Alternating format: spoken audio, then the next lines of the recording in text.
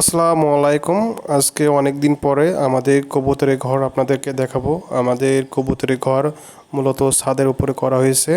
আর এখানে আমাদের অনেক বড় ঘর করেছি এবং দেখতে পাচ্ছেন কিছু কবুতর বাইরে আছে আর কিছু কবুতর ভিতরে আছে।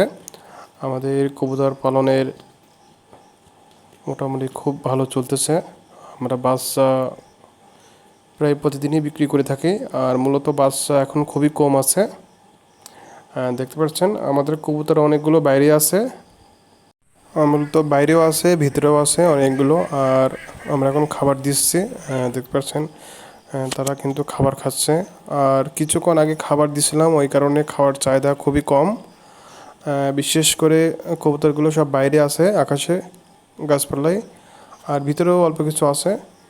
দেখতে পাচ্ছেন আমাদের এখানে যতগুলো কবুতর দেখতেছেন এর থেকেও আরও বেশি আছে আমাদের বাইরে। সেগুলো মূলত আমাদের কবুতর পালনের খুব ভালো চলতেছে। দেখতে পাচ্ছেন আমাদের ছাদের উপরে কিন্তু দুইটা তিনটা গাছ লাগানো হয়েছে, আর মূলত ভালোই লেবু হয়েছে। দেখতে পাচ্ছেন লেবু আছে এখানে, দেশি লেবু। আর এই সাইডে আর একটা গাছ আছে। আর আমাদের কবুতর পালন মূলত এটা নিয়ে আমরা থাকি।